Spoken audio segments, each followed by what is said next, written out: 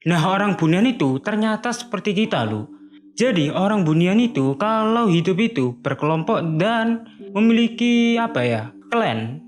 Ya klan sendirilah seperti kita. Tapi bedanya mereka itu hidup di realitas yang berbeda. Atau bisa kita bilang dimensi gaib. Biasanya itu mereka itu ada sih di sekitar kita. Bahkan loh, bisa saja kita berteman dengan mereka tanpa kita sadari. Penasaran kan? Ya udah, ayo kita mulai aja asal usul dan fakta horor dari orang bunian ini. Bersama saya Rafli, selamat datang di Ngasih Horor.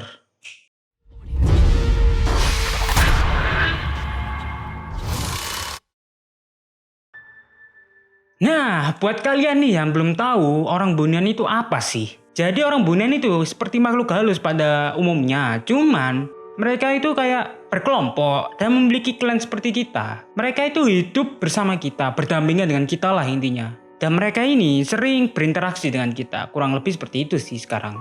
Tapi bedanya itu, kita itu nggak sadar mereka itu orang bunian. Ya mungkin dari kalian ada yang pernah denger gini nih, di hutan nih. Nah di hutan ini kalian itu kayak ketemu pasar, terus kayak ketemu perumahan maka bagusan. Kayak desa di tengah hutan, kan sedikit aneh tuh, apalagi nggak ada di map. Nah banyak orang berspekulasi kalau yang mereka temui itu adalah kelompok orang bunian. Jadi orang bunian kurang lebih seperti itu tuh. Nah berdasarkan mitos yang berkembang di masyarakat ini, orang bunian itu cenderung nggak mau menunjukkan dirinya secara langsung. Jadi mereka itu hanya mau menunjukkan dirinya ketika dia ingin saja. Jadi kalau nggak mau ya udah mereka biarin aja, orang-orang mau gimana pun dia biarin aja gitu loh. Jadi dia termasuk hantu yang pasif sebenarnya, tapi bisa jadi aktif kalau kita mengganggu mereka. Nah yang buat lebih nyeremin lagi dari hantu orang bunian ini, mereka ini memiliki sifat yang sulit ditebak. Jadi gini, orang bunian itu memiliki dua sifat tuh seperti kita lah ya, sifat baik dan sifat jahat. Jadi sifat baiknya itu nggak selalu setiap saat itu ada. Jadi ada kalanya dia itu jadi sifat jahat. Contohnya gini, yang sifat baik loh ya. Kalian itu di hutan dan kalian tersesat. Nah tiba-tiba ada orang yang nggak tahu dari mana atau mungkin dari suara terus bilang, jangan lewat sini, tapi lewat sini.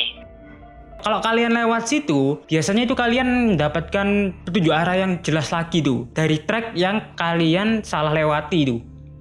Nah sedangkan kalau yang jahat ini, dia itu cenderung bekerja sama dengan para dukun untuk menyantet kita. Ya seperti hantu kebanyakan sih kalau yang jahat ini, dan yang terlalu istimewa juga kok. Nah untuk tempat tinggal dari orang bunian ini, ternyata itu tergantung tempat dia ingin tinggal juga sih. Jadi kayak gini, dia itu ada yang tinggal di atas gunung. Ada tuh. Ada yang tinggal di pemukiman seperti kita. Ada tuh. Bahkan ada yang tinggal bersama kita. Cuman biasanya mereka itu pasif kalau bersama kita loh ya. Mereka itu kayak ya udah, ada kalian ya sudah. Mereka nggak ngapa-ngapain selama kalian nggak ganggu mereka. Tapi ya who knows, kan kita tidak mengetahui apa yang ada di hal gaib.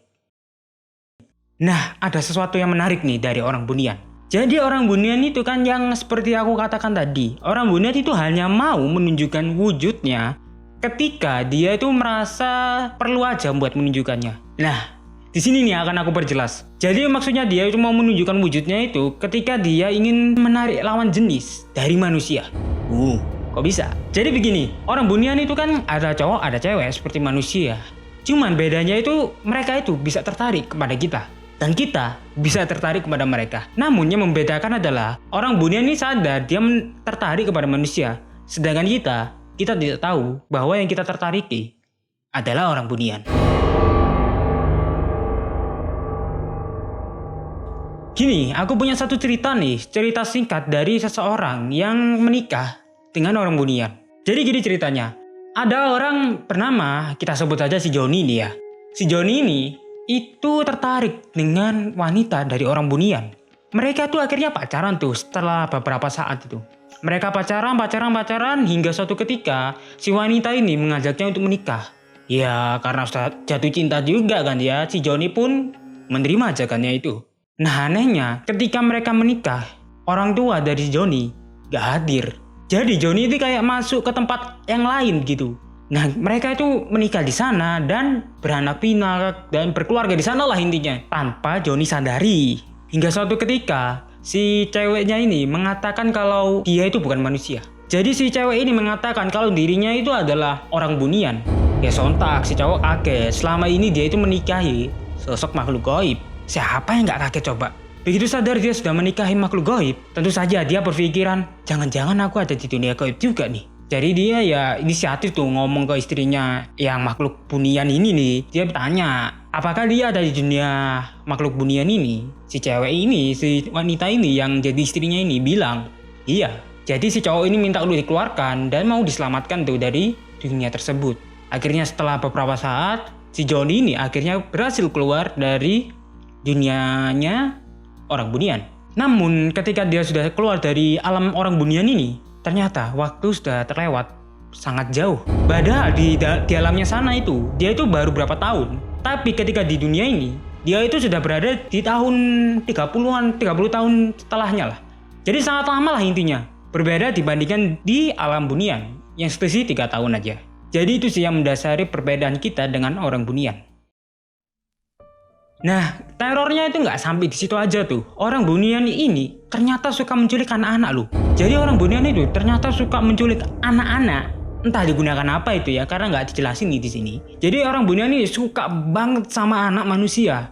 Jadi banyak tuh orang-orang zaman dulu kan bilang kalau main jangan keluar sampai maghrib.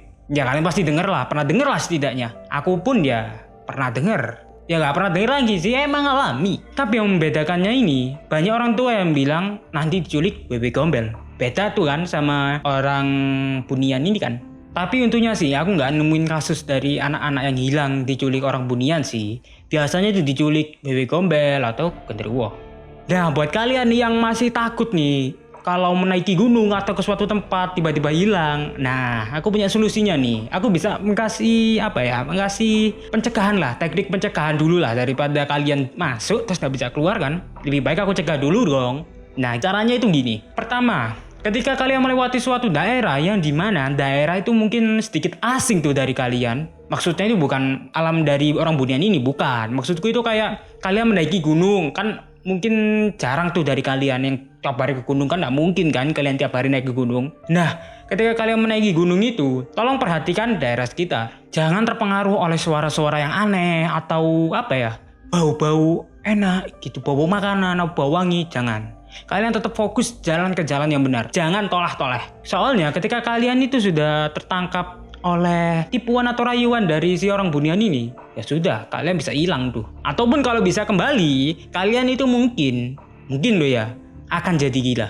Jadi ya itu kembali kepada kalian sih. Kalian mau percaya dengan yang ini atau nggak percaya, terserah kalian. Tapi kalau menurutku sih ini, wow, kayak something gitu loh orang bunian.